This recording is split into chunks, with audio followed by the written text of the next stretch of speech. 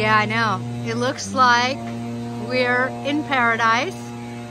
We're not. We are actually walking into my awesome, incredible vet. So I was at the vet today and they have a new receptionist and she is, you know, afraid of birds. But my vet is an exotic vet, so she sees other species.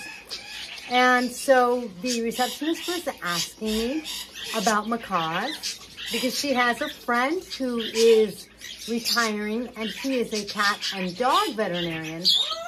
And he is looking at getting a macaw when he retires. So she was saying they're not as loud as Quakers, right? And what should a new owner look for? Is this a good bird to start with? And I think that those are some really good questions. I hope she shares the answers with her friend. But a couple of things you want to know if you're looking at your first bird as a macaw. Number one, generally speaking, with parrots, size equals sound. The bigger the parrot, usually the bigger the sound. That means that Quaker parrots that are about 150 grams and a little, well, actually max is 300 grams, so half max the size, they are definitely quieter, although they can be loud, but they're definitely quieter than the macaw. And now with macaws, we have a macaw that's 150 grams, but that is a Ham's macaw. She's called a dwarf macaw or a mini macaw because she's the smallest macaw. But on the other hand, for example, Rosie, our green-winged macaw, she's over 1,000 grams. That's a lot of beef, which is what the receptionist said scares her, and it's a lot of sound. We can hear our macaws a block away, probably really two. It's crazy. Yes, they can be really loud. So you might be thinking to yourself, yes, but a macaw isn't going to be like screaming the whole day and night. You're right. They don't scream at night. Actually, any night screaming would be not a red flag, but whatever's darker and redder than red. Maybe it's a bleeding red flag of there's something really, really wrong. If your bird is making noise at night, it's time to take him to the vet. I've never, ever seen or heard one of my birds being loud and screaming at night. My African grays, they'll make sounds at night so that you think there might be a ghost. Like they'll go, hello, or whoop, whoop, but it's not screaming. So out of the over 22 species of parrots that I have now, and probably over, I don't know, 35 that I've had altogether, maybe more, I'm not sure right now. They don't scream at night, but during the day, can they scream nonstop? They will if something is wrong. It's really important to make sure that maybe this isn't your first bird because you might want what some people call a starter bird and what I call a bird that's easier to bond with to start with. In some ways, the receptionist was sort of smart. You don't necessarily want to jump into potentially a 30, 40, 50, maybe even 60-year relationship with that really big beak, that big macaw beak, if you don't feel like you can handle it. I mean, you know, macaws have the ability to intimidate people. It doesn't take much, right? All they do is go, wah. And a lot of times that works. It works on me, and I have a macaw. I'm very cautious around macaws. I don't know. If I see a macaw at a rescue or like in a store and I don't know them and they do that to me, I listen. That's their way of saying, we don't have a relationship. If you want to have a relationship, you're not going to like it. I'm telling you what it's going to be like. And it's going to be bitey. And I listen. So, you know, I said to her, you never know. If this vet is used to being the alpha dog with the cats and the dogs, he might be great with a macaw. It could be a great relationship. But no, I don't think this is a good first bird experience. Because again, they aren't easy necessarily to bond with. You sort of have to understand birdness or parrotness, I think, to get started. you have to understand how loud they can be. And as to, well, what are some things to look out for if you're a new bird owner, you know, if you bring a macaw home for the first time? And, you know, I'm sitting there and I'm kind of going, because the whole macaw thing got brought up, not because our macaw was in at the vet, but because another client had taken in her scarlet macaw, a baby that was, I think they said like 6, 7 months old, and it was having some sort of problem. I eavesdrop as much as I can because I'm fascinated and I love hearing about how to help a bird, what can go wrong with the bird, how to avoid it, how to take care of it. So like I'm listening as best I can, and I actually asked the owner, and she said that there was like food stuck in the crop, and I heard something about mold also. I don't know exactly under what circumstances that was happening, so I'm not sure what was going on, but I had said something to the receptionist, and that's how she knew that I knew about macaws. So I'm going, yeah, you know, I could see that this new bird owner, something's going on. It may be coming from a lack of experience. It may not. I have no idea whether or not they have other birds at home. But if you are new to birds and you start with a macaw, is that a bad idea? Not if you've done your research, not if you've been around macaws, if you have an idea as to what you're getting into. And what are some of the things you should look out for? Number one, I wouldn't get just one. Parrots are very social animals. As a matter of fact, my vet just said to me today, you know, I've come to the conclusion that with golden conures, you should never have just one. And I'm like, hello? I totally agree. I've been saying that for a long time, and frankly, I don't think it's true just of golden conures. I was telling the receptionist, even independent parrots, like my Indian ringnecks, they may not want to be on my shoulder, they may not want to go and make a friend out of another parrot, but they want to be around other parrots. And they want to be able to come and go and see the other parrots, hear the other parrots, be a part of the flock. It is vital to their survival.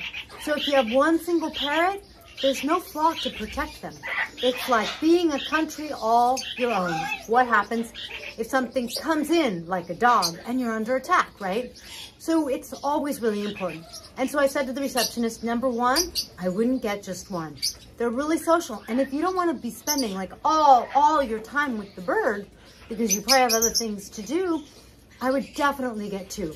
They need that attention. They need that time, especially babies. I go, one of the things you have to do is make sure they're eating. What? Yes, just because you bring home a weaned bird, or maybe your bird isn't quite weaned, it doesn't mean that in the next 2 weeks, or because they're weaned, they're done. You never have to make sure that they're eating. They are babies. They're not that different than human babies, and you have to make sure they're eating.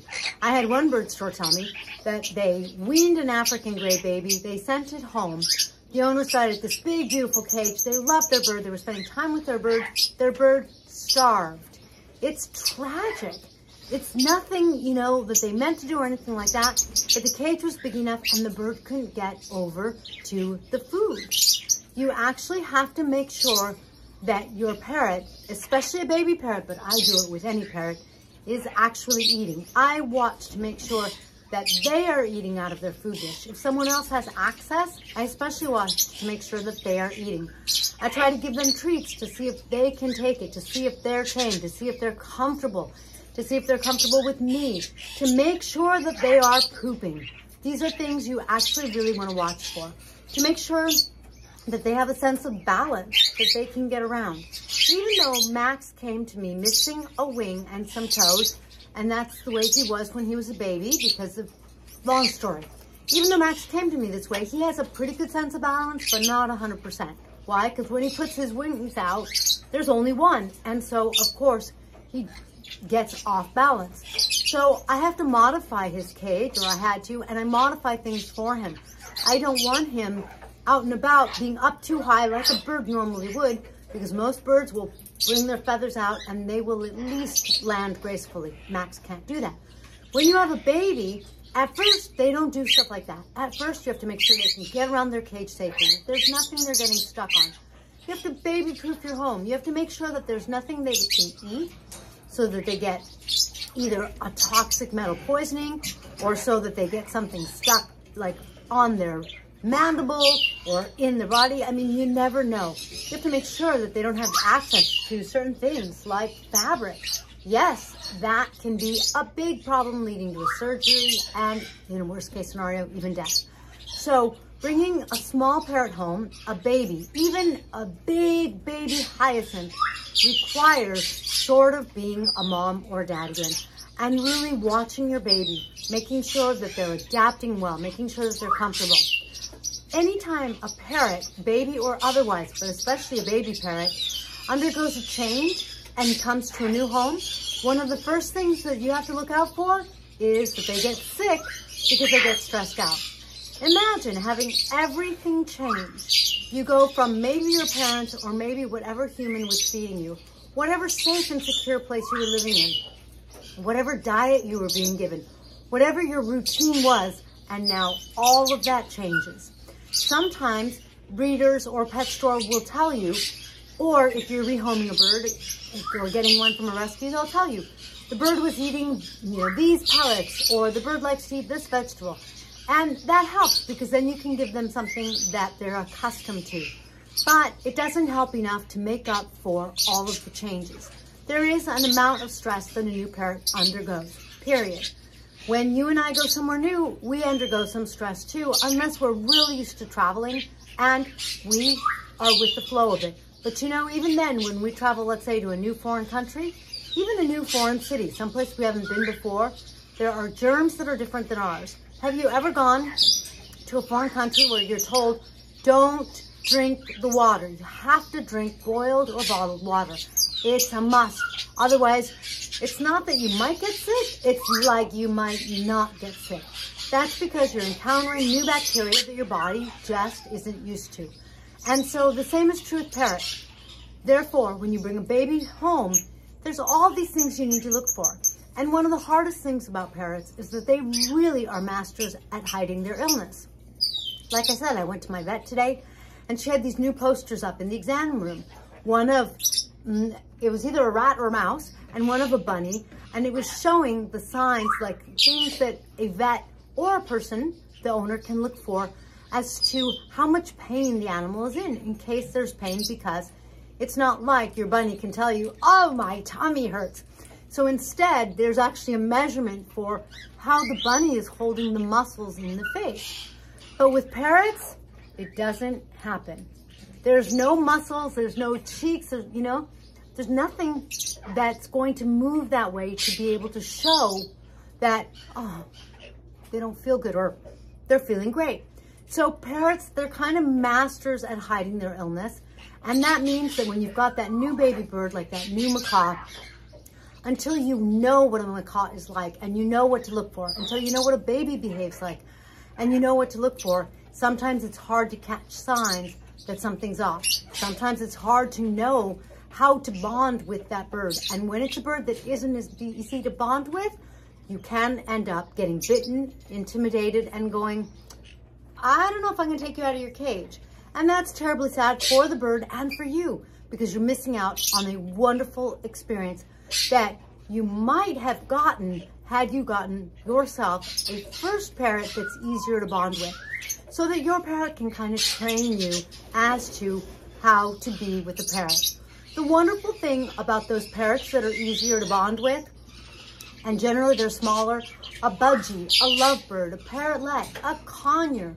The wonderful thing about them is it doesn't mean that you can't get a macaw. Also, although you don't want to put a little tiny parrot with a big monster, right? Somebody might get hurt. But you can add to your flock later. And a lot of us with parrots, we have more than one. It's sort of contagious. You become a flock member and you end up wanting maybe another member or two in your flock. Ask me, I have 22 species.